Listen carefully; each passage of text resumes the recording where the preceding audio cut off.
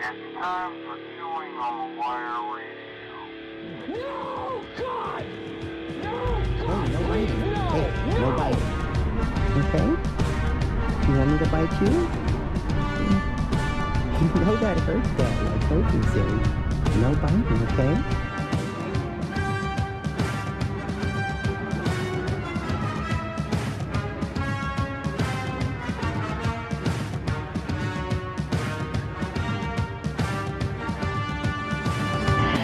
My plans to break away, but there is just a 30 days. Sick of my place, ain't no messing in our life. We're not here with the day. I am bleeding internally and also externally. What did you do to me? There's no air in my lungs. And I'm crying on the floor of a Walmart store. Crying on the floor of a Walmart store. I don't even know who I am anymore. My blood is all over the floor.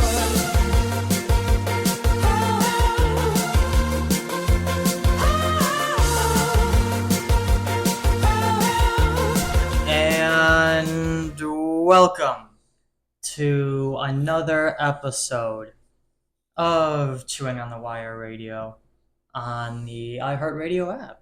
Hopefully that's where you're listening because you're the only ones endorsing us. It's not just me and it's not just you today. For the first time since episode 1 of this show, all the way back in 2021, we have Mr. Scottie on the hunt. In the studio with us. He's here. What's He's happening? up, and he's alive. I'm alive. I'm kicking it. I'm glad to be here. Kicking it with Kenny. Yes. So what are we gonna do? Well, so first off, this is episode number 2 as part of our Green Day week shenanigans. We are in Pittsburgh, Pennsylvania, and in just a couple of short hours from the time that this is live on the iHeartRadio app, we'll be hanging out with Green Day again. Not in the literal sense, I just mean that we're following them around. So we'll be at their show at PNC Park in Pittsburgh, Pennsylvania. Pittsburgh, Pennsylvania. Uh-oh. They're not going to like that. So first off, as tradition, when we have someone back on the show here again, so I understand that you're prepared to read your social security number to us? Yes. 867-5309. Everyone who has that number, have fun with it. And then the quick question we have also, everyone has to answer this as soon as they come on the show again. Your opinion on flushable wipes? I say screw them and flush as many down the toilet as you want, because if it doesn't affect you, it's not your problem. So flush away, just like the movie 2007 movie Flushed Away. There you go. Sadly, I don't have my my bell, my correct and incorrect bell, but that was the incorrect answer. So That is incorrect. I forgot you did that soundbite, so we can just have you say it. We don't even need. But no, the correct answer is they don't exist. So, do we need to get into that, or do you just my existence is just I don't know where I am. I don't know what this is. I don't believe anything anymore. Is that why what is real? What is not real? Is that why you walked in here and turned on one light and then said this is a vibe? Yes, I turned off all the lights. We have one singular lamp, and it's a straight up vibe. And I'm tired of acting like it isn't. So before we get to the good stuff, a very rare baseball-related gripe from me. The baseball season is just too long. Like, the Guardians rolled through the first half of the season with a record better than anyone else. Maybe, I think the Phillies were the only team better at one point in time. And just the season being so long, the Royals were able to just barely catch up to them. And because the Guardians then lost two or three of the games to the Royals, now they're even, so the Guardians just lost their playoff spot, their first round bye. And that's just ridiculous to me. You don't hear me complaining about baseball a whole lot, but like, how do you go 6 months being the best team in baseball and then you lose 3 games and then the way the league's set up is just like, never mind. You know what I mean? Are you feeling me on that vibe? I don't know. It's tough, and we're so lucky to have the Guardians be good every single year. And actually like make the playoffs. Yeah. Even if it's only the wild card. That's one of those, they're usually there. And that's another little thing to get into before I get into the bulk of this episode. The reason why you're listening is like I hate the wild card because I feel like that's not a playoff spot. Like when you make the wild card, you get all the postseason, hats, etc., etc. But it's like the reason you're in a wild card is because you and another team have like a very close record. So this isn't It's a toss-up. congratulations, you tied, you both get to go in. No, one of you get to go in. You're playing to see Right. goes in. You know what I mean? I know what you mean. So I feel like the wild card shouldn't be a playoff spot. But regardless, you are correct, but the Guardians usually have that spot. So I guess that's good that we have that. That's just something that was annoying the heck out of me because that just happened earlier this week. And I don't know how we go from a first round bye to, well, there's this team that was close to you and you lost 2 games to them, so now you're all but out of the playoffs. And they're in the series right now with the Pirates, correct? Yep. Which is funny because we were in Pittsburgh currently as we speak. I was going to say, I didn't even think to bring that up. We're from Cleveland. We came all the way out to Pittsburgh to do this, and then Pittsburgh went to Cleveland. So with the season winding down, what are your thoughts on the conclusion of the Guardian season? What do you think they have left in their gas tank? Regardless of how it ends, I feel like there's less than 50 games left. I just feel like we're one of those teams that we can make it far in the playoffs, but we have to have a buffer zone. Like I think we're going to lose the first 2 games of any playoff series we play, and then like win 2, lose 1, win 2 more, and then we move on. And that's kind of half of my gripe, half my problem is you can't do that in the wild card round. If we're in the wild card round and you lose 2 games, you're out because it's a best of 3 series. Yeah. So if we keep playing like this and we have to go in the wild card round, this is all going to be in the trash because we're going to lose in the wild card round. But if we keep winning and keep beating the Royals and get their first round bye, I think we can make it as far as the World Series because we're that kind of team. But we have to have a buffer zone because we're still young and have a mind you first year manager. So I think we need a buffer zone, which you just don't get in the wild card round, which is another reason I'm complaining is like, maybe if the season was only 6 months long instead of 8 and a freaking half, we'd just be in the playoffs now and we wouldn't have to be worrying about that. You know what I mean? Like it's already been half a year as it is. Where's Terry when you need him? Not for real. He's probably still hanging out in Cleveland. But He's probably anyway, driving around on a scooter. what do you call those things? Mopeds? Isn't there like a... I don't know what you call a those. woman's name? I don't Are know. they called something? Like... Lime. God, there goes the desk again. We have a poorly constructed desk. Very slippery desk. It's like the leg's broken, so it keeps just shifting and leaning onto the couch. Aw, I call it, you know what? Tripod doesn't like you talking to it like that. Tripod. All right, so to get in the bulk of the episode, the reason why I think everyone here, including Scott, is listening to get into more of our amusement park stuff. I'm not going to make people wait. Normally, you save the good stuff for last, but I'm going to save the good stuff for first because I don't like the people that make me listen to a whole hour-long episode of whatever in order to find what I clicked on the episode for. So we're going to kick it off right now. We have what is new at Cedar Point, Halloweekends, Kings Island, Haunt, Ooh. and Not Scary Farm for the 2024 season. Are you ready for this? I'm ready for this. Are you ready Lay it for on this? me. Where should we go first? Should we go to Knott's first because they already posted on social media? I was already going to say, go to Do Knott's something first. because Because usually, aren't they the best in the they Halloween have haunts? the whole event and they get it out there before anyone else. Like Right. the other 2 parks, are kind of letting us like, yeah, you can say something about it. Knott's already did their whole thing. They already had Sure. their whole. So, and I have the exact screenshots sent to me with what to read, etc., etc. So starting first, one that looks actually kind of badass at Not Scary Farm, a new haunted maze called Widows. Can you hear that? The spider-possessed residents of the convalescent home are preparing a special place for you. enter their web and succumb to their dark desires. And if you look this up on their website, it's got like old ladies and spiders coming out of their mouth and like giant spiders in the background, so it looks like some mutant spider takeover thing. Interesting. I think that's cool because I think taking something that's creeps people out in like a tiny way like spiders and making it like 10 foot tall is like terrifying. Like that's my People are favorite thing. terrified And then now of imagine spiders. they're making a whole house full of, and you know how like Oh wow. their last room is always like the giant animatronic, like the, what do you call it, like the grand finale. Yeah, big And now tarantula. when it's all spiders, I don't know what it's gonna be, but like Heck imagine no, what it's gonna heck be. no. And I'm there's- sure someone's probably in a room like, let's write down every single fear. Yeah, and that's Let's how, pick one. Arachnophobia. That's it. and that's how even like with what I have set up around, you know, my house and all that, the famous, it's on the Rock City Chronicle website, the famous house display I do every year. Some of what I come up with or what I try to look for, like the giant monkey playing the cymbals.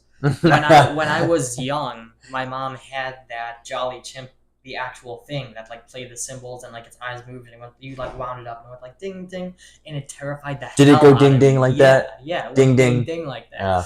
And it terrified the hell out of me. So then like that became an animatronic, and I'm like, that scares the crap out of me. I'm getting that because if it scares me, it probably scares other people too. You know, And what I I'm gonna mean? have it It's one of directly in the those- middle of my living room. Yeah, it's up 365 days a year now because now we have a relationship. But anyway, they're going back to Not Scary Farm. Their second new maze is called 8 Fingers 9: The Boogeyman. What? Step inside a living fairy tale in a colonial township that's under siege by an inhuman monster that preys from the dark. As night descends, 8 Fingers 9 emerges from the shadows in search of fresh meat. His vicious bite. I'm trying to be serious, all right? See me after the show, okay? We need to talk. Wait. Do I need to restart? No. Did you fart? Why did you say be quiet? No, you're fine. I'm trying to get a better understanding. I'm 8 trying fingered. to be serious. Okay, and okay. you're laughing. So All right, let all me right. restart. Coming to Not Scary Farm in 2024, the new haunted maze, 8 Fingers 9, the Boogeyman. Step inside a living fairy tale in colonial. God damn it! No, You're no better than I am. Now I'm messed up, huh? You're no better than I am. So let's restart again. Coming to Not Scary Farm in 2024, 8 Fingers 9, the Boogeyman. Step inside a living fairy tale in a colonial township that's under siege by an inhuman monster that preys from the dark as night descends. 8 Fingers 9 emerges from the shadows in search of fresh meat. His vicious bite penetrates deep, causing sleep paralysis, which holds his victims in sway while he slowly consumes their flesh. Stay lively and beware of the dark, or you may be the main course at his next meal. And it shows a picture of him literally eating people's fingers. Like, I wish I could. Like, that's. Oh, so it's like some sort of being? It's like the. It sounds badass, but the name, though, I'm not understanding the name of the thing. That's what I need explained more because, like, it's the Boogeyman, and it sounds like he skins you alive. He puts you in a sleep paralysis trance and then skins you alive. 8 Finger 9 But Man? then I don't understand the name, and then also in the hype video that they have, he is not skinning people alive, he's eating their fingers. So what is with the Boogeyman Ooh. named 8 Finger 9 eating fingers? I don't know. So that I think I need more explained to me. I need promotional pictures I need more promotional pictures for Where's my that. phone? Right there. I don't. Because that could be a really cool premise for something. Do you have your phone with you? Just go to Right here. look up Not Scary Farm. Let's Google that. Maybe I can send you a link if I can, because I think you can see exactly what I'm reading, but you kind of have to go through a Is little. 8. Hold on, let me. Here, I'll just send you the link. Go to your text, and maybe if you go on their Instagram, maybe there'll be even more pictures. But you can see what I am looking at. I'm looking on at it my right now. computer screen on that link. Do you see like the picture? And then if you go on their Instagram, there is a hype video, and that's what I'm talking about. The hype video is him eating fingers. Oh, wow. Are you on the Instagram? Did you? That's what I'm like. Yeah, so yeah. it's just this dude obsessed with fingers. I don't really understand. Knotts.com. Interesting. And then the link I sent is just the animated picture, that they drew up, etc., etc. Yeah, I see that. So that's at Knott's Scary Farm. What else we got? It sounds like two cool things. I'm really into the widows, but I don't think I understand the man finger eating guy. We need someone to get out there to report back to us. For real. Or if you're listening to this and you work there or something, or maybe I'll reach out to them and email, explain. Because like I said, not to just constantly repeat the same thing, but it sounds like this dude that puts you in the sleep paralysis trance where you are very aware of everything going on and he skins you alive. That sucks. Is what I'm reading. If that happened to you. Well, but then you look at the video and it's just him eating your fingers. So that's why I don't understand what the obsession with fingers is. I don't know. To be continued. And so with that, moving on to my favorite haunt out of any haunt that I have been to. Kings Island haunt. Formerly Paramount's Kings Island. Oh, yes. Yes, of course.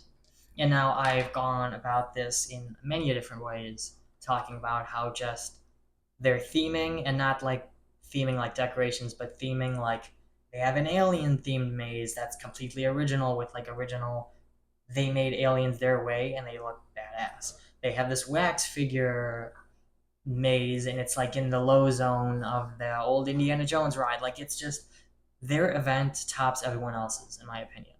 Oh, you're talking about Tomb Raider? Yeah. Yeah. In that they have the low zone of that ride. It's a haunted attraction now. Oh, wow. That's so cool. And it's that it's themed to the Tomb Raider type of thing. Uh-huh. And it's called, whatever they're, because they can't call it Tomb Raider. The Crypt. Yeah, something like that or whatever. But, so by far my favorite haunt out of them all. But they are getting something kind of familiar to us at Cedar Point. Kings Island Haunt. A new scare zone called Hooked. The ghosts of sunken pirate ships have returned to claim the treasures that is theirs. That's bad English, isn't it? The treasures that are theirs? Anyway, the treasure that is theirs. Dead men tell no tales, but they do want revenge. When the bells toll and the fog rolls in, beware. What you can't see can't hurt you, but it can kill you. Ooh, do we know where this is going to be located in the park? I haven't gotten a map yet. That's the only... With Cedar Point and Kings Island, I have I don't know that their website's even updated with this yet.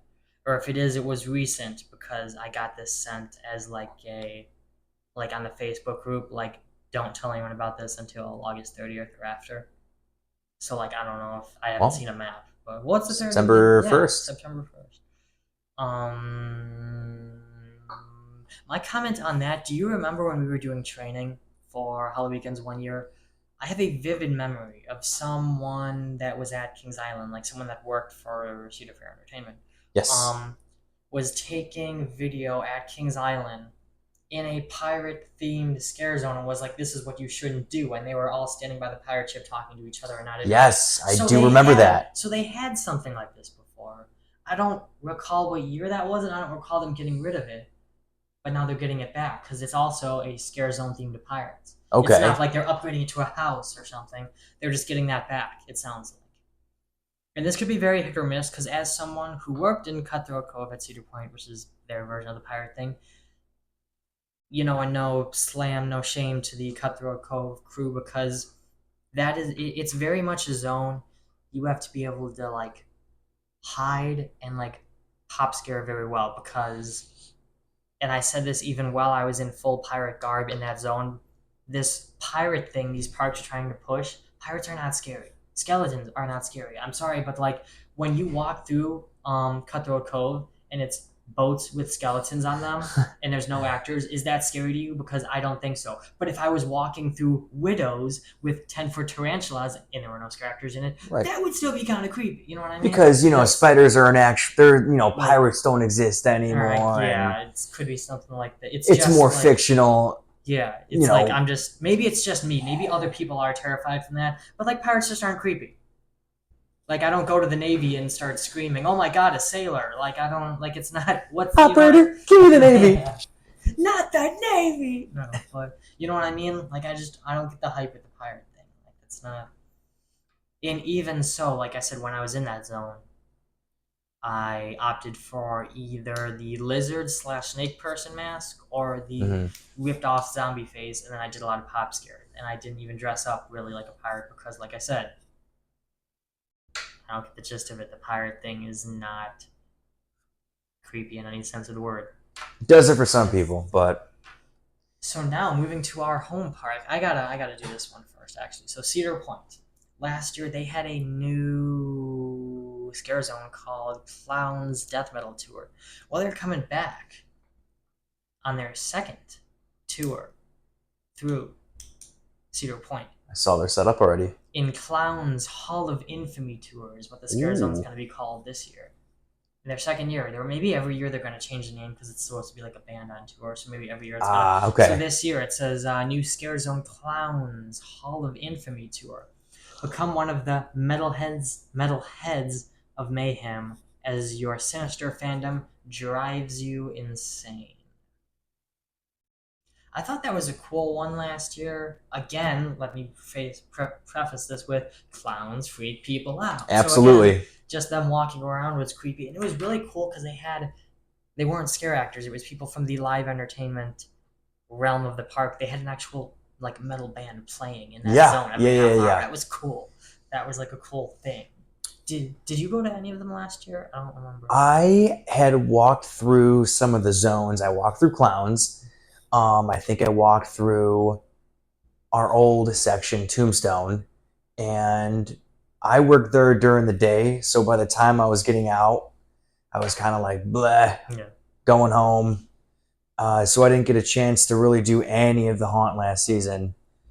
But for the Clowns, I'm super stoked that they brought Clowns back into the park. You know, I was a huge fan of Carnival. Oh, yeah. As a child, I thought that was terrifying. I was super bummed out when they got rid of that.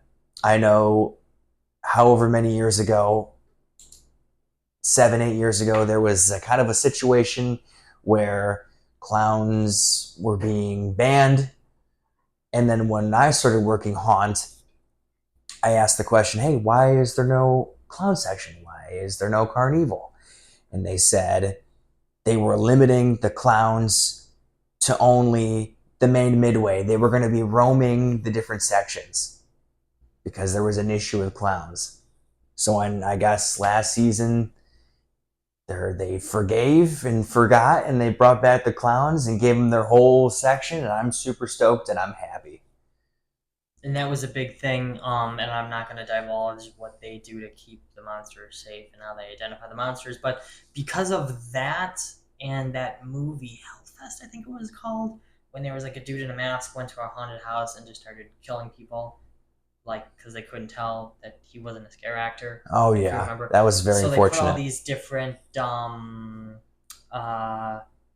safety precautions in place, and that was like... Is that why they got rid of all that stuff originally? That's why they started doing the thing. I don't want to say it on here because I don't want to let people know they still... The thing, the colored thing. Okay. That was because of that movie. They stopped doing the clowns because there was that fad.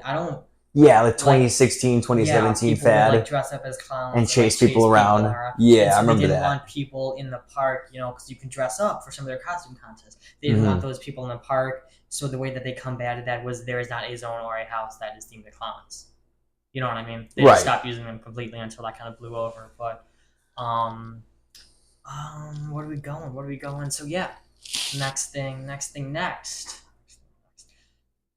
Near and dear to us, Tombstone territory is leaving us. Oh. In a way. Final season, or last year was final season? Last year was the final season as we know it. This looks like I'm getting a little cutout here of completely different makeup styles, costume styles. Let me just read what we got here. We got a doctor coming in, because now we have the Tombstone territory. Doc McCoffer's evil elixirs is what the zone's gonna be called. I'm at a loss for that one. I don't know. Come one, come all. Doc McCaffer's cure-all elixir will do the job. Concocted from 100% genuine snake oil, this elixir will alter the course of your life forever. This is still called Tombstone Territory? That's like the preface of it. It says Tombstone Territory, then it's like the semicolon, then in big letters, Doc McCaffer's Evil Elixirs. And with I'll give it a chance, but I'm sad that the original one is leaving. It's not, yeah. Well, and again, not to take, like, I feel like when I talk about what I did in the park, it might get too overblown. Basically, there was a time where we were able to come up with our own makeup and costumes as long as they were approved. And, like, I don't want to sound like I was, like, the Jesus to Tombstone Territory, but, like, I came up with that bull steer head thing. I bought the cow skull and then put horns on it, like off of eBay or something. Yeah. You know, That was ornament. badass. That was cool. And then between that and then the chicken thing I did, if you remember, like one of your last year's, a chicken thing I did. Yep. And like I said, I'm not trying to take credit like I'm the Jesus of the zone. But as soon as I did the bull thing, all of a sudden the park from Not Scary Farm started doing the dog skull, the wolf skull, like it became like a thing. And then last year there was a chicken in Tombstone Territory. Remember how everyone was making fun of me, like that doesn't go with the zone? And then there was after we left. Yep, I left the zone and now there's a regular chicken in there. Oh. So I think the reason I bring this up is it looks like maybe they're playing off of that more because it seemed to morph into cowboys and these deranged like Animals, cowboys. you think? Well, I think my character, I don't know what the copiers, what their story was. Yeah. But my story was I got killed by the bull because I was a rodeo clown, which is why I had the handkerchiefs on my arms and the neck like a rodeo clown would. Mm-hmm. And then like the bull that killed me, I like whatever got revenge on it. And R.I.P. now I go around killing other people with the bull skull on my head. That was my story. So I feel like this is one of those like maybe he's turning people into these animals. Maybe they realized that the animals were kind of like a badass costume. It looked badass, but there can't be 22 people that all have the same backstory of I got killed by an animal. And you know what I mean? True. So maybe True. this is becoming like he turned people in the Wild West into chickens, into horses, into these, you know what I mean? Because it just sounds like Doc McCaffer's evil elixirs sounds like some kind of potion. You know it does. So that's why that was my fits. It makes what you did more like accepting. Like that idea of like maybe he's turning people into animals, or something. But I'm not saying you're Jesus or anything. Well, that's what I don't want it to sound like. I worked there for 8 seasons and then I came up with the entire theme for this zone because that didn't happen. What happened was I thought their cowboy costumes, again, kind of going to the pirate thing. I didn't think cowboys were scary. I didn't think cowboys were scary. So I'm like, you know what would be scary? Because this Old West theme, like in Dixon did it too, was the bull. Like the bull. Imagine Dixon, who was like the 6 foot tall guy, wearing that. Like that was with the cowboy hat. Like that was badass. Do you remember when he was the slider in our zone and he had some kind of animal skull with the cowboy? I remember hat? that. Like that's so much more badass for an Old West zone than a cowboy. You know what I mean? So it was just like, I was like, what if we swapped it to like other things related to the Old West? And then I got permission to do it. And then all of a sudden, everything is swapping to that. So that's why I feel like that's just the direction they're going. It's almost like I called them on the phone and then they like got that wake up call. Like, damn. Right. I kind of like that idea. You know what I mean? Yeah, I like it too. If that makes sense. I don't know. Let's go on here because we do have a little bit more to cover here. So, something I've been telling everyone that listens, we are going to question you about thoroughly. Top Thrill 2. Oh, sore subject. So, oh boy. And to further that, what's going on with it at this point in time, they have officially posted on the website it will not open for the 2024 season. If you didn't see that. So you knew I had a feeling it was coming. On the inside. What I have written here is Top Thrill 2 reviews, because you and I both wrote it. Mm-hmm. Why is it broken down? And then I'm going to let you speak on those two things first, and then I have So I think start just however you want with your review, because you were able to write it, and then start going into why is it broken down, at least from what you've heard. Sure. So Top Thrill 2 opened in late April. There was about 4 or 5 days at the end of April where it was like you had to pay extra to get in the park. Media was there with you. I know you were there one of the days with the media, and it was running quite nicely. Everyone had great things to say about it. Opening weekend comes around in May. Opens, everyone loves it. The rest of the weekend, it's open. And then the following week, boom, down. And it was kind of hush hush. There was speculation, and it was kind of coming out that the wheels were the problem, that the wheels were being worn down way too quickly because it was going too fast on the track. When I rode the ride on opening day, I thought for the 3 hours that I was in line, it ran very reliable. It never broke down once the 3 hours I was in line. The original Top Floor dragster, as you guys may know, broke down constantly. It was very annoying. So I had high hopes when I was riding Top Thrill 2. I said, oh, this is really nice. We could see big things. You know, I might have been wrong with Zamperla because I wanted Intamin to be part of it. And rode the ride. It was awesome, super smooth, very fun. And I had told everyone that when the problem arose with the wheels, that it was probably going to open up around 4th of July. 4th of July comes around, nothing. Then we're thinking Labor Day. Is it going to be open on Labor Day? And then on No. Labor Day, they just posted on the website, it's not open this year. They And just said, 2 "No, not weeks this before Labor Day, boom, no, we're not reopening. And there was lots and lots of testing throughout the season where at night they were running the ride. The new lightning trains for Top Thrill 2, you can take off the individual seats very easily. We saw that they were taking the seats off Like at night as well. Like every other row was gone. Yes.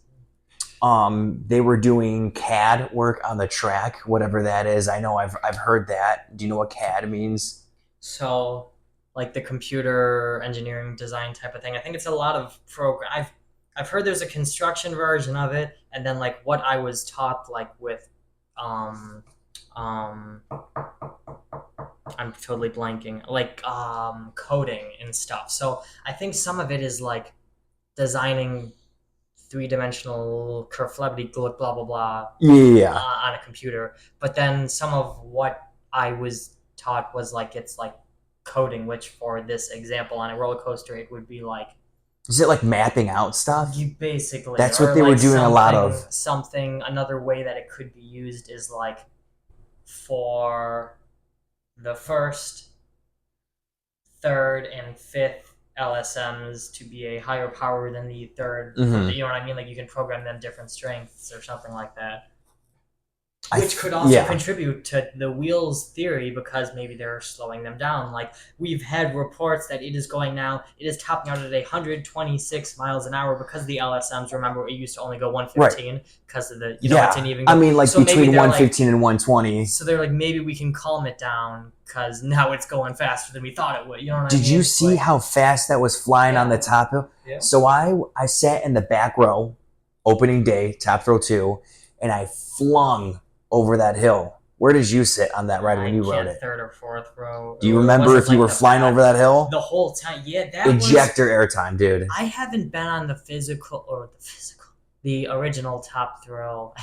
As if Top Thrill 2 is not physical. Top Thrill 2 is fictional. What? No, but I haven't been on the original Top Thrill dragster since I was 12 or 13. But It crawled. just from watching it and like looking up videos, because what else do I do? You could see the whole probability of a rollback because it would kind of lurch up there and then go over. Uh-huh. And I can just tell you from being on it, it was like you went up that spike, went back down, and then it was like you were over. You know what I mean? Oh, Like, yeah, so it was like quick when you were going down that downhill spiral. I mean, that was whipping you out as well. There was a slight shakiness to the track as well, I noticed. For the Tony Clark POV, the initial video that they released, I noticed there was a lot of shaking for that. When I rode the ride, there was also slight shaking, but it was nothing that really bugged me. I know a lot of people, a lot of enthusiasts were complaining, oh my gosh, it's shaky, ruined it. We don't talk about enthusiasts. We don't talk about enthusiasts. I know I'm, a roller coaster enthusiast, but I'm not extreme like some people are. Like some people that I've left comments for you, which left we'll get comments to for me. later. We'll get to Okay. We'll get to later. But anyway, I can continue, but that's really all I have to say about Top Thrill 2. I really hope that they invest the time to actually make it right so it's 100% reliable. I'm super bummed out. All the people that planned their vacations around it didn't get to ride it. And just the amount of money. Gosh, the amount of money that Cedar Point has spent on every iteration of this ride to get it up and running. It's crazy. I can only imagine how much money they have lost. And with that's I like the way you ended that, because that goes into what I wanted to talk about, like with the last half of this question. And I'm going to say this quickly because we actually have a full episode that of this podcast. If you scroll down a little bit on the iHeart app or Spotify or on our website, wherever you're listening to it, called now I can't remember the name of it. It was like the successes of Top Thrill 2. And so I'm going to say this real quickly because you can just listen to the whole 35-minute episode of me talking about it there if you really want to. I was saying that I think it's a resounding success because it's weird to say because it's broken down all season. So how is that minus the wheels? Success. We saw that it worked. It was reliable. It never had any downtime. No. You know what I mean? Like yes. You said, you waited in the whole 3-hour line and it just kept it was going. boom, boom, boom, boom. It was spitting it out. Stop. So yeah. You get it. That's what.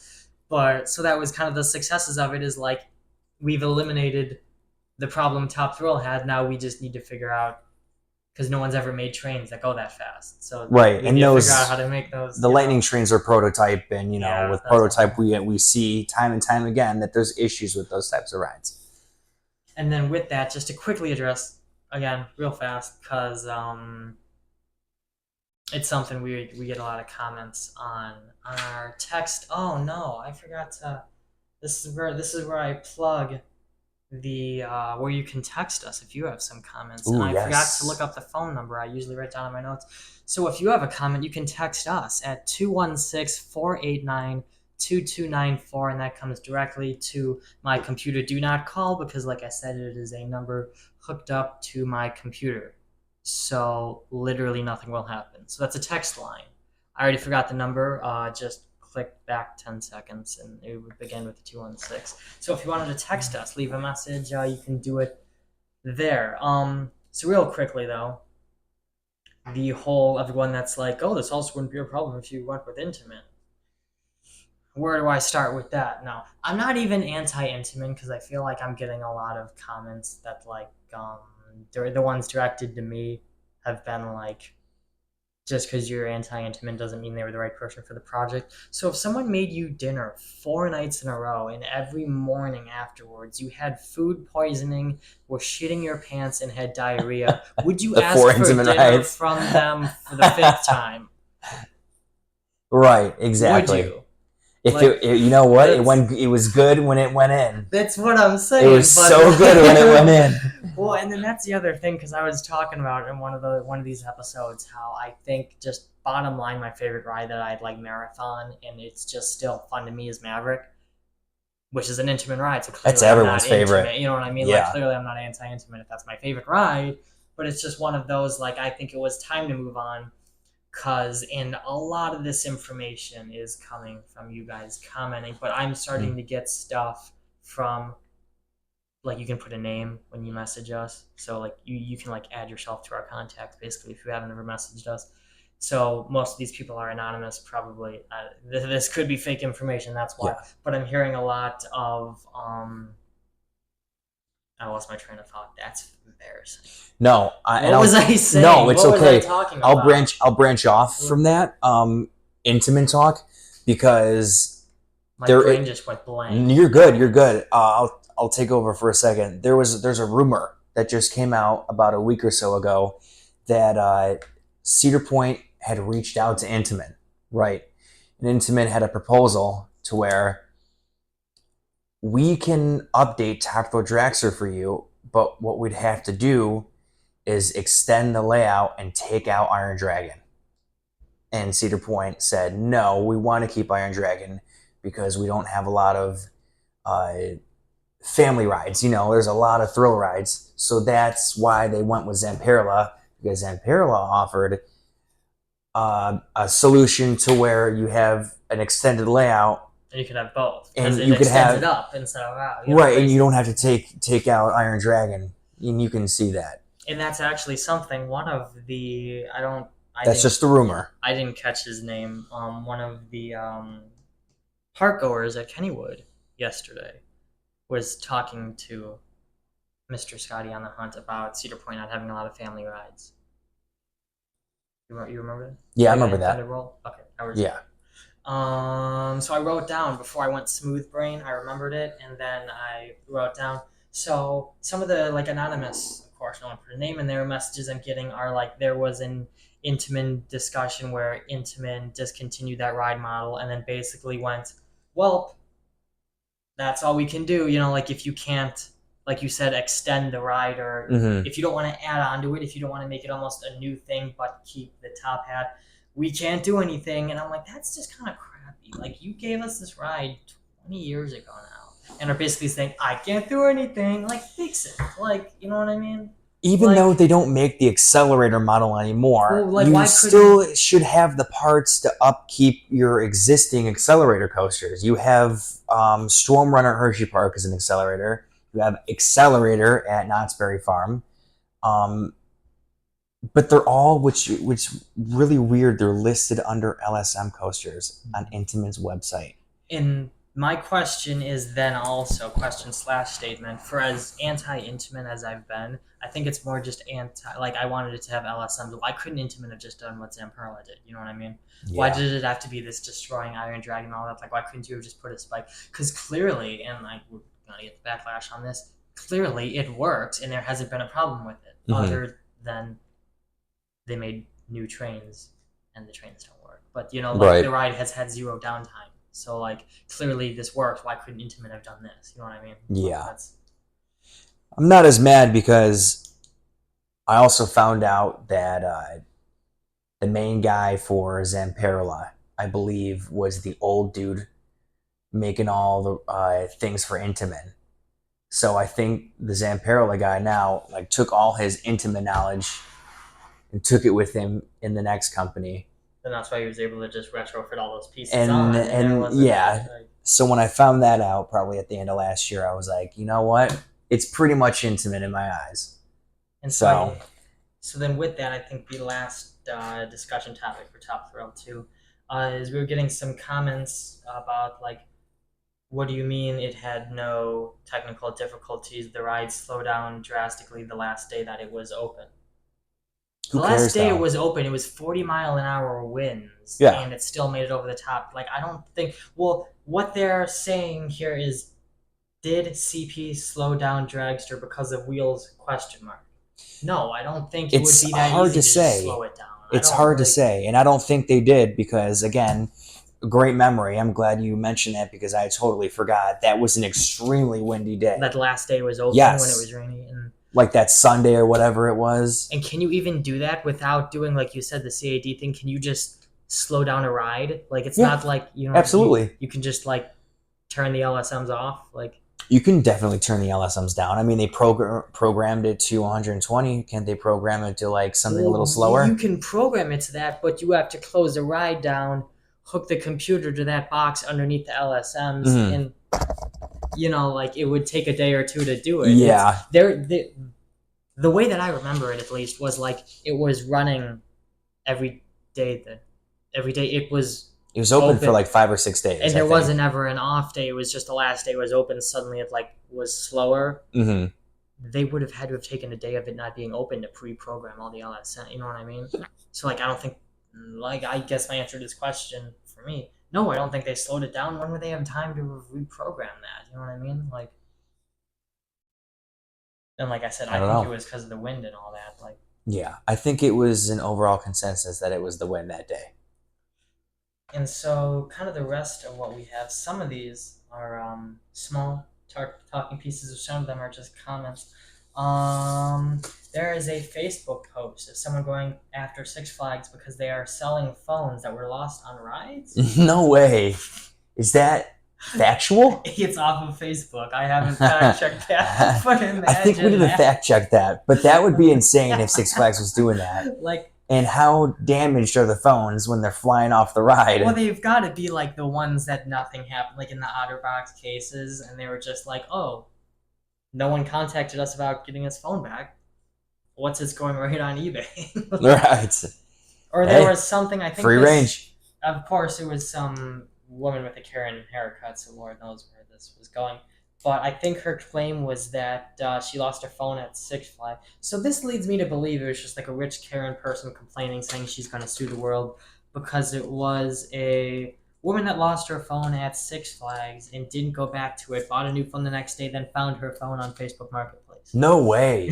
How did she know that it was hers? That's what I'm saying. I don't know. This was like, you can deep dive on Facebook. That's and just, insane. if you look up Six Flags news, that's Unfortunately, I don't have find Facebook. out- well, that's how I find out some of these quote unquote hot button topics is by just Googling Six Flags news and seeing what people are complaining about. That would be shocking. That one immediately caught my attention, and it was just office. I found the lady's Facebook page. It wasn't like it was a news article.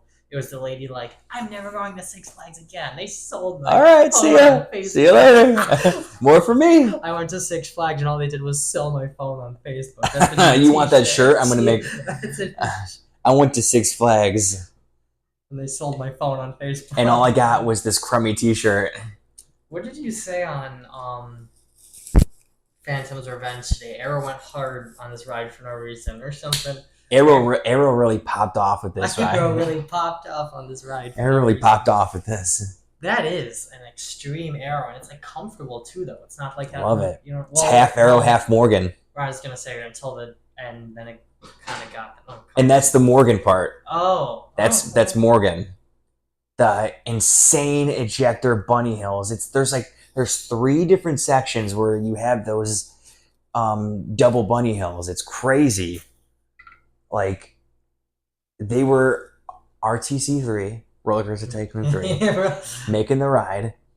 Print. And then Morgan picked up the bones from Arrow and was like, all right, we'll just kind of copy and paste and make them like the Triangle Hills at the end of Magnum. And I gotta comment that it used to be a better ride when it was called Steel Phantom. If I got the name right, is that true or is that? That's false. That's false. I was only alive for 2 years, for that, so I have no room to really talk about that. But everyone who's ever talked about Steel Phantom says that was one of the most extreme, painful rides they've ever ridden. And that's what I thought I heard with those YouTube videos of like do a deep Watch dive the into, like, YouTube why video, it closed. dude. Well, like why it closed. You know how they have those videos and stuff.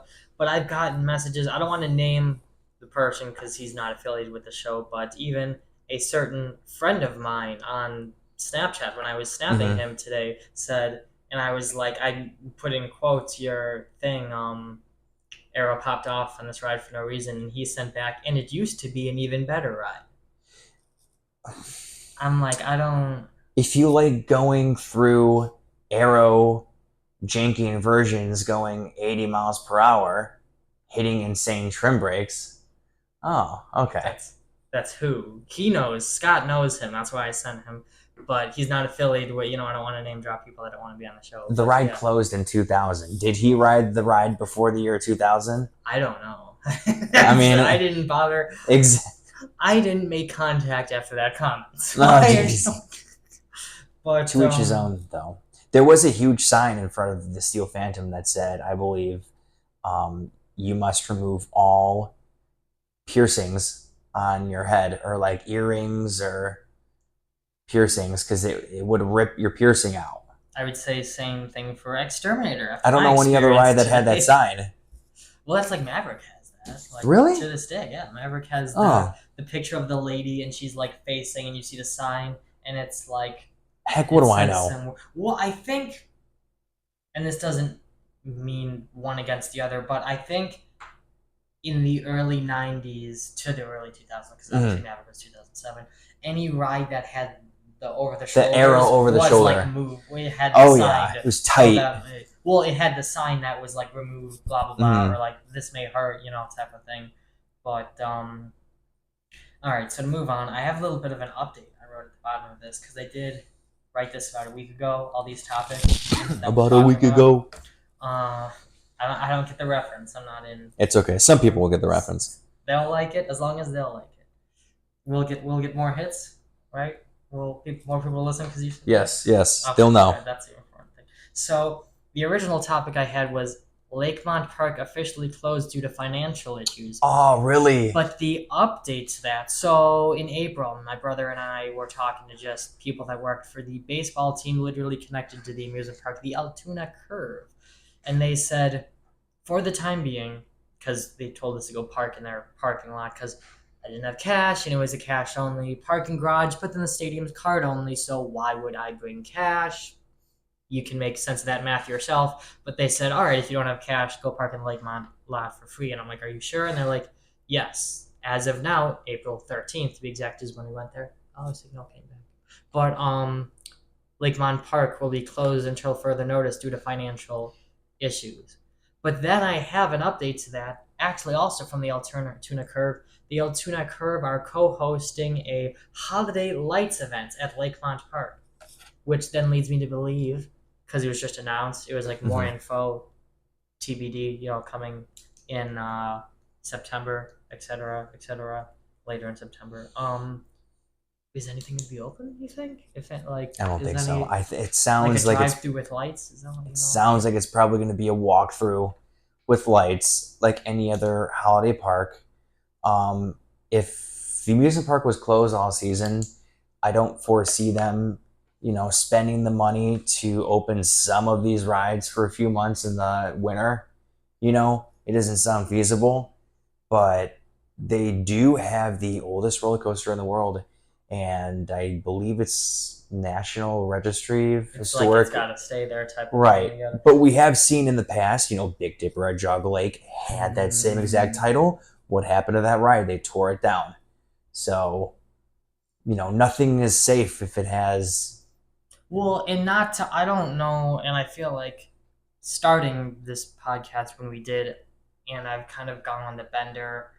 Sorry if this offends people against coaster enthusiasts in a way. I'm starting to find out that's like an Ace Coaster landmark they work with the park to put there, so it doesn't really mean anything. I thought it was supposed to be saved. It was never supposed to be torn down. I thought so too, and I feel like there's something at the bottom of them that says it's a historic piece of blah blah blah blah blah. But if it was, think of that library in North Olmsted, or the Ox Cart Library. And now it's like the library, the North Olmsted Library. Yeah. And there's that front section that's a different kind of brick, and it's called the Ox Cart Library. They weren't allowed to tear that down because it's in the National Registry. Mm-hmm. The state would not let you tear it down if it was in the National Registry, so I think these were just Ace landmarks. I don't think they ever put them, you know what I mean? Because Big Dipper would not be allowed to be deconstructed and taken apart if it was in a national registry. So I feel like these are just Ace putting up signs and they're not what we thought they were. I don't know though. I could have sworn I read on the meaning of it, when they're presenting the plaque, how Cedar Point has a couple of the plaques, I think, and then in what used Gemini to be the Town Magnum. Hall Museum, what used to be the Town Hall Museum, they had what the plaques meant. I thought it was something like that, it can't be removed, but if it was in the National Registry, there is a level of government I'm kind of popping off on I don't know exactly what I'm talking about if I sound dumb for any of you that actually know what's going on out there. There's a branch of the government that is there to preserve historical blah blah blah blah blah in the United States, so they wouldn't have let them tear it down. Right. So that's why I'm starting to think that these are just Ace putting, What else you got? So I think this is the last major topic really here. But Kennywood can't keep rides open. Yeah, they're having a Top Thrill 2 issue. And I'm not gonna lie, I haven't done my research on why Steel Curtain is closed all season. But I know that years previous, Steel Curtain was closed half a season, and I did ask about that, and I think it was a seatbelt issue. I'm not sure. Did it have seatbelts when it opened? It did have seatbelts when I rode it at the end of 2018. It had seatbelts when I rode it in 2023. I'm not sure if it's train troubles again. I loved the ride. I thought the ride was incredible. I know a lot of people say it's forceless. That's ridiculous. It does everything it needs to do. Not every ride needs to throw you off and buck you off like every RMC, because I feel like every coaster enthusiast is like, RMC, they're the gospel. They're the best rides ever built.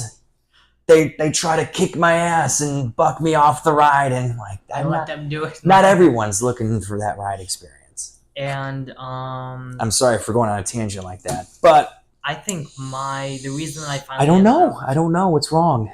The reason I finally ended up putting it on here, and again, I compare these two in my one episode that's talking about like I forgot what it's called again, the strengths of Top Thrill 2 or something. Another episode on here. If you scroll down, if you're on our iHeartRadio page, I compare the two, Top Thrill 2 and Steel Curtain.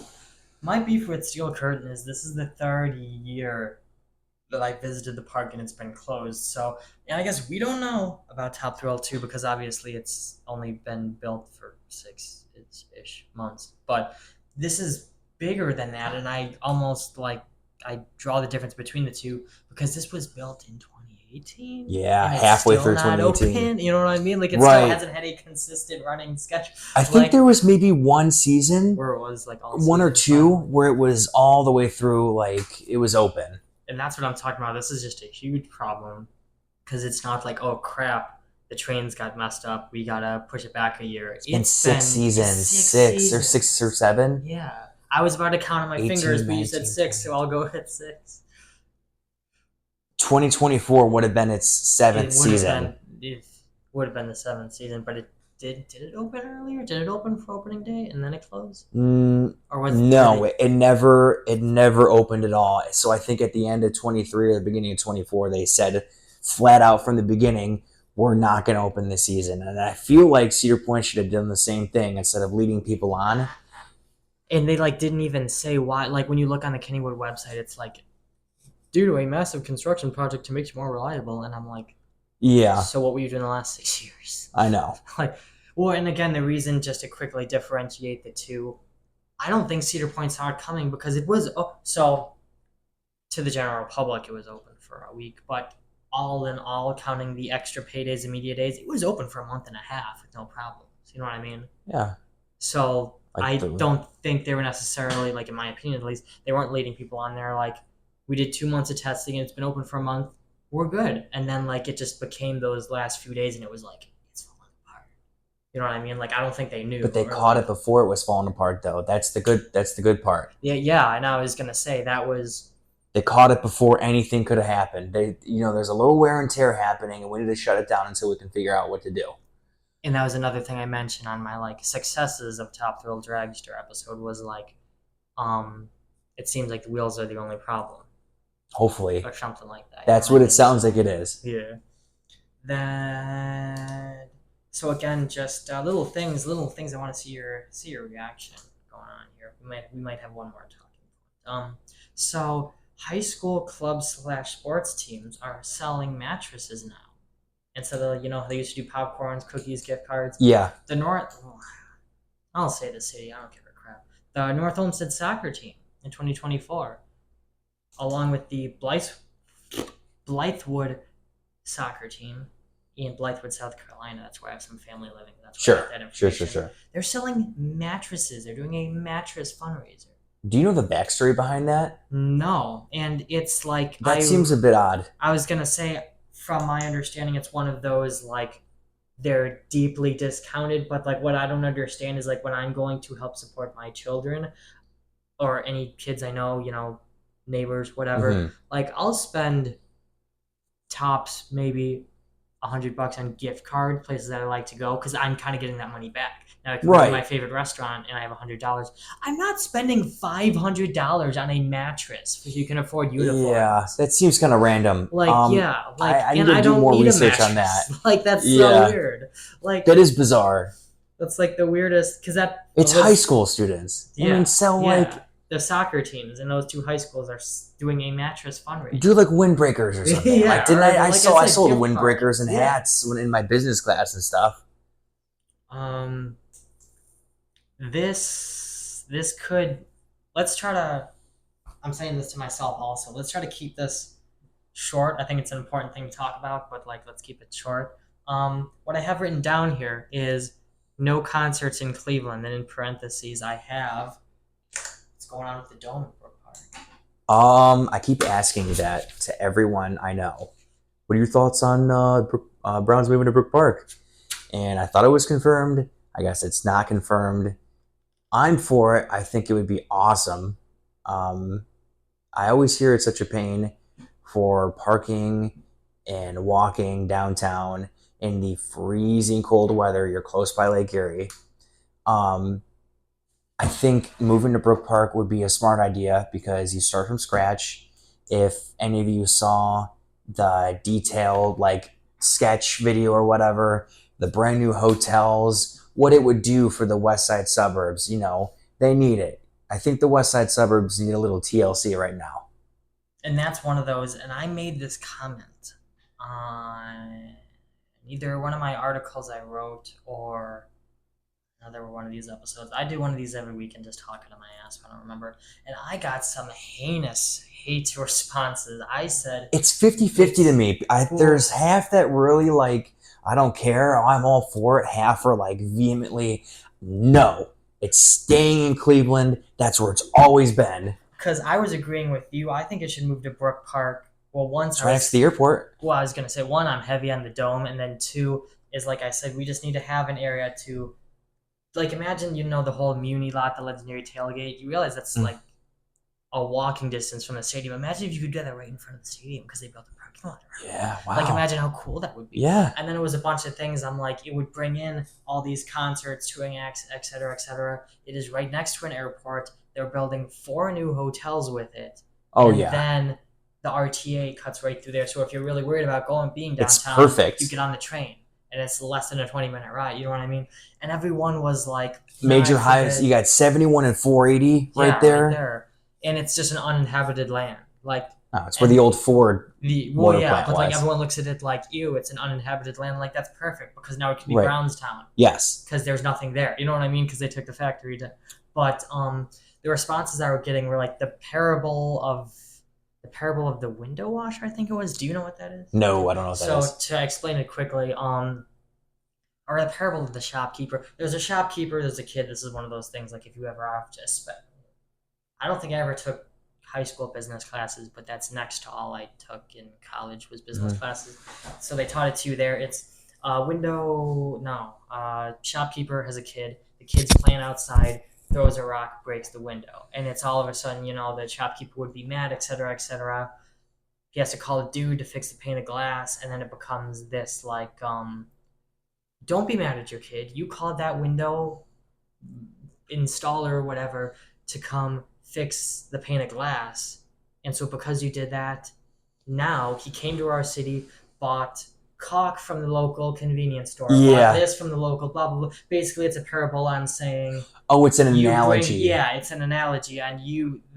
So they're saying the Brown Stadium being downtown is that kind of analogy. And I'm like, one, it isn't because they built it on a slab of land in the lake and there's nothing by it. There are no restaurants down there. There are no hotels. The parking lot that the Browns own is a mile and a quarter. Like uphill. Yeah. So like that is not a good comparison. There is nothing down there. All the restaurants that are in the Flats, Cleveland, East 4th, 2 miles from the stadium. Right. They have nothing to do with the Browns games. They're bumping when the Browns aren't playing. There's a lot of people that are saying, "Oh, the businesses will leave." There's no businesses. But you still have the Guardians, and you still have that are on the same Cavs. corner. It's East 4th and Ontario, which is Gateway. where the Cavs. Gateway. So I think if it'll happen, it's not the end of the world. I feel like, the Cleveland curse, blah, blah, blah. Maybe if they move, it'll lift the Cleveland curse, you think? You won't be called the mistake on the lake anymore. Because you're not on the lake. You're still a mistake. Exactly.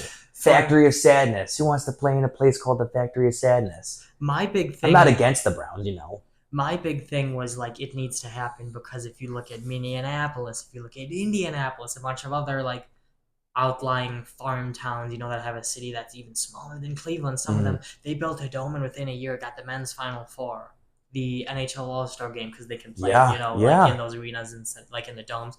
And the amount of touring acts, Metallica 72 tour is playing 3 shows in Minneapolis, Minnesota, not Las Vegas, not New York, Minneapolis, Minnesota.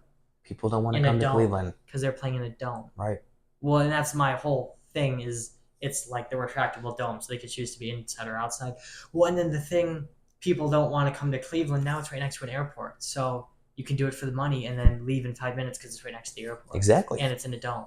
So it's climate controlled, and you can do your 20. Because a lot of people don't come to the queue, like, for example, Green Day and all that, because when you have 4 bands in support of you and you're international superstars, you can sell 90,000 tickets in a heartbeat. So they'll play in a dome. They'll come to Cleveland and play in the dome. Who wants to drive 5 years to go to Blossom? Well, that's what I'm walk saying. 5 years to get to Blossom too. So they'll come and play in the dome. It's like and it's been proven over time and time again. Green Day plays in Minneapolis. Green Day played in Indianapolis. They're 2 cities, like, I don't want to say smaller than Cleveland because I don't actually know, but farm counties with a city in the middle of it, and they get the shows and Cleveland doesn't. Yeah. You know what I mean? It's just one of those things. What else we got? Fun fact, there's only 250 million years before the Earth becomes uninhabitable. Well done. Wow, that turned very dark. But we shall trudge forward. So we have like 1.5 segments left. A throwback to the first episode we ever did with Mr. Scottie over here. We had story time with Scott, and he told us, I think, the Kennywood story, oddly enough. Oh, my wallet? Yeah, I think you told us that story in our first ever episode. Devastated. Look where we are. Oh, yeah, he showed me the street. Full circle, dude. Here, full circle. The next episode, he's on the street where he lost as well. But, we are literally up the street. Yeah. Right where I lost my wallet. So, anyway, installment number 2. You have another story. Installment number 2. Installment number 2. We're going back to the year 2016. I believe this is September, October 2016. That's neither here nor there. Who cares? I was in the marching band with my fellow friend, Dominic, over here. And my parents, I believe, were out of town, out of state, so I was home alone. So as I'm needing to get ready to go to the band show or whatever marching band thing we had that day, I start to turn on the sink, and I'm on the phone with my then girlfriend, and I'm not paying attention, and I go into the other room and lay down on the bed and start talking to her on the phone.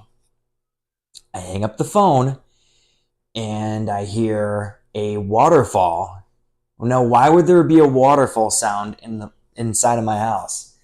I get up, I go to the upstairs bathroom, and the sink is still running.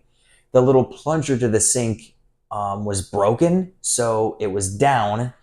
The water was overflowing over the sink onto the bathroom floor. And at the time, this bathroom the floor was just caving in. You took one wrong step and the floor would just bow down. It was so sketchy. We have it all fixed now. And I run downstairs, and the kitchen is completely flooded. Dude, because the water from the sink upstairs in the bathroom went through the ceiling of the kitchen, and I'm like, what do I do? Panicking. Nobody home. Parents are out of town. What the heck do I do? I take the shot back, and there's like a chandelier or whatever in the kitchen, and the ceiling titty, like the light, the water was pouring through that. The lights, electricity going through it. I mean, the light was off, so I'm taking the shot back, and I'm like sucking. I turned the light on. Yeah, didn't I? I think I did. I turned on and off, and I'm doing the best I can. I took every single towel we had in that house and I was trying to like absorb the water. And I finally got the water to stop in the ceiling. I fixed the upstairs bathroom. And then I think by the time I got done and everything dried up, my grandma was coming to the house and picking me up to go to the high school for the band show. And by the time I got to the high school, it was pouring rain and it was canceled. It was pouring rain. It was. I forgot about that. Yeah, as soon as I got to the high school, as soon as I got the house cleaned up because I flooded it. It was pouring rain. And then I ended up opening up to my parents years later about it. How many years later? I don't think Years. I ever knew that. Years. I mean, it was like, when did this Like, happen? was it when the bathroom was remodeled? So you were like, guys, some of the reason for that is I left. It was before. It was before because we had redone the bathroom first, a brand new floor, and then like a year or two later, we had redone the kitchen, and it was before that. So I think I told him in like 2019 or something like that. We were all sitting at the table laughing, and I'm like, I got a confession to make. I flooded your house. And thankfully, they went easy on me. So that's my story of absolutely flooding the hell out of my upstairs bathroom and the downstairs kitchen when I was home alone. So, and you don't have to. Okay, hold on, wait, one more comment, and then you don't have to necessarily respond to these comments, but there's one you might want to.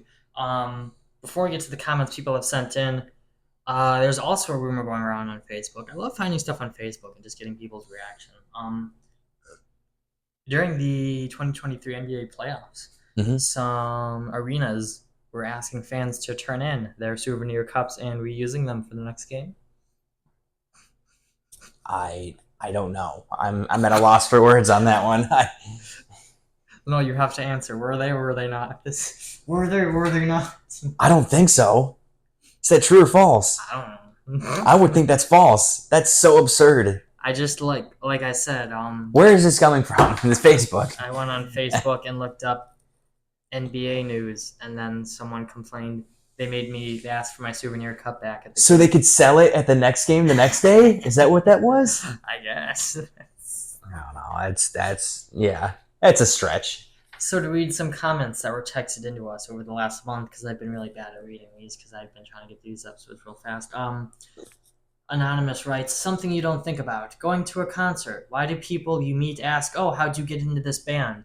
Obviously it came up on the radio /Spotify / from a friend. Like, is there ever someone who answers you, oh yeah, one time I was forcibly held captive till I listened to their whole discography and I actually ended up liking it? Wow. And shockingly and sadly, this probably has happened to quite a few people. The internment camps. Through trauma. This is actually what's happening. We're playing the whole 311 discography. Who listens to 311 willingly? That's the point. I It's an internment camp. energy. Or Oh. who was the band that we played at the beginning of the show? Oh, the Dream Eaters. The Dream Eaters. Now that's a band I willingly listen to You because will of you and Alan Cox. Oh, okay. Second comment. The last two involved Top Thrill 2, and it's obviously not, it doesn't say like, hey Scott or hey Dominic, but I just thought I wanted to defer these to you because I think you'd get a kick out of them. And I'm going to read this how it's written. Okay. So, like, I'm sorry in advance. So there is a parenthesis to start off the sentence. There is a parenthesis. Y'all crazy, bruh. I don't ride roller coaster, because, in parentheses, as if, man don't make mistake every day. Lol, you trying to sit here and say because someone drew up a nice design and went to school, I'm supposed to just them LLS, them alls, you clearly haven't worked at an amusement park, lol. Your basic survival skills are lackluster, my guy. Sounds like someone who's young. Sounds like someone who needs to be a little bit educated. Let me read that. Don't read where it says second comment. Don't read third comment yet because I want you to read second. I'm not. Y'all crazy, bro. I don't ride roller coaster because man don't make mistakes every day, ? LOL, you trying to sit here and say because someone drew up a nice design and went to school, I'm supposed to just trust them? You clearly haven't worked at many amusement parks. Lol. Your basic survival skills are lackluster, my guy. First of all, we have worked at amusement parks. I worked at an amusement park for 3 years. More than that, because you did 2 years as a write-up, didn't you? I did a year as a write-up. I did 2 years as a haunt actor. Plus the amount of, whatever God, I lost my train of thought. He stumped me. Are you? He got Just me. the amount of knowledge He's that I've right. had. The amount I of haven't ever worked at Cedar Point. He got me. This whole show's a scam. No, I'm kidding. the amount of that I've studied and the knowledge of theme parks and amusement parks and roller coasters that I've acquired over the years, And just the tests they make you do just as part of HR training. You know what I mean? Like the history of Cedar Point. And, right. And then he's going to say some idiot drew up this design, so I'm just supposed to trust It's that not it as works. simple as that. It's much deeper. You can get on a roller coaster and it's much safer than getting in a car. You ever heard of that analogy? Oh, yeah. It's like getting on a plane. It's much safer than getting in a I car. feel like there's a whole lot of things that are, that analogy used for. And I think just because of the episode, it was commented after that this was in reference to Top Thrill 2. I think. They obviously didn't say it in there, but I don't even know how, because I don't think I've ever talked about the safety. I think I just said something about, I liked it a lot more than the original Top Thrill, and that just sent them into this tizzy of, it's not safe, you're stupid, or something. Yeah. I don't know, but that comment just came after. So the third comment, speaking about exactly that, we have Don't Ever Ride TT2. It's a brand new company who've never built a coaster before, trying to build one on top of an old one, someone else, their first ride that tall. So should I not ride Morgan? Huh? Should I not ride Phantom's Revenge in 2001? Should I not write to Morgan? I'm like, should I not ride Morgan? Phantom's Revenge? Huh? What do you say? Morgan Manufacturing, Phantom's Revenge. Some of the reason I wanted to save that one for you was because I'm sure you can name 1.5 billion rides that have more than one. How does a company start? Should I not have rode the first Intamin? Should I not have ridden the first B&M when they were unknown? And that's what, isn't there other rides, even if it's the same park or not the same park, the same manufacturer, like Maverick, where they had to take out the Heartline roll and just literally come up with a piece that goes, hasn't this been done, Hold on. The park that we went to, Kennywood, there was a ride called the Pippin.